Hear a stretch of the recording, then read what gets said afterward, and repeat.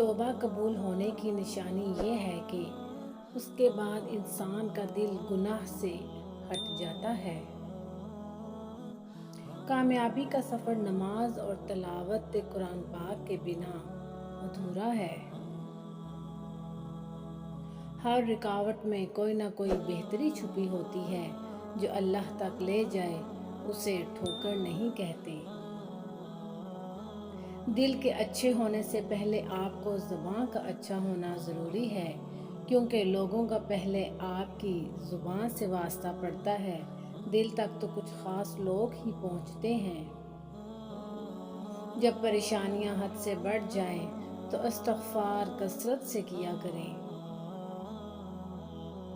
ہماری روح کا ہم سے کہنا ہے کہ تم نے ساری زندگی اپنے نفس کے پیچھے تباہ کر دی اور میرا کچھ بھی نہ سوچا۔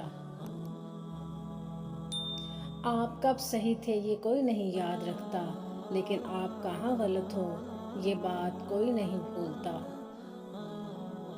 صبر اور قدر ہر کسی کے بس کی بات نہیں ہوتی، یہ وہی بندہ کر سکتا ہے جو اعلیٰ ظرف ہوتا ہے۔ یاد رکھیں، اللہ سے زیادہ پیار ہم سے کوئی اور نہیں کر سکتا۔ جہاں قدر نہ ہو نہ وہاں خود کو خود ہی دور کر لو، کیونکہ نہ قدرے اور نہ شکرے لوگ جن کو سمجھ نہیں ہوتی، ان کو ہیرا بھی کانچ نظر آتا ہے۔ تقدیر اللہ سبحانہ و تعالیٰ کے ایک اشارے پر بدل جاتی ہے۔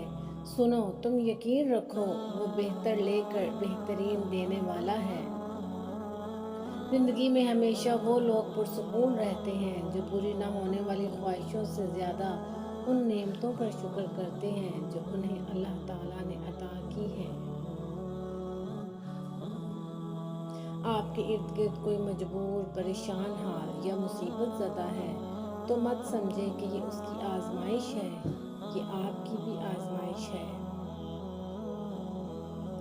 رسول اللہ صلی اللہ علیہ وسلم نے فرمایا، میرے دل پر غبار سا چھا جاتا تو میں اس کیفیت کے ازالے کے لیے ایک دن میں 100 بار اللہ سے استغفار کرتا ہوں۔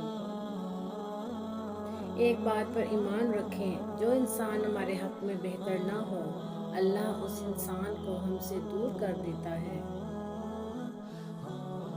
ہر عمل سوچ سمجھ کر کرو، کیونکہ ہر عمل کے اندر اس کا انجام یوں چھپا ہوتا ہے جیسے بیج کے اندر درخت۔ دعائیں تب اثر کرتی ہیں جب انہیں صبر کی مہر لگا دی جائے، اور صبر یہ نہیں کہ اللہ پاک سے مانگنا چھوڑ دو، بلکہ صبر تو یہ ہے کہ لوگوں سے کہنا چھوڑ دو۔ جزاک اللہ ویورز، اگر میری ویڈیو پسند آئی ہو تو اس کو لائک اور شیئر ضرور کیجیے گا، اور میرے چینل کو سبسکرائب ضرور کیجیے گا۔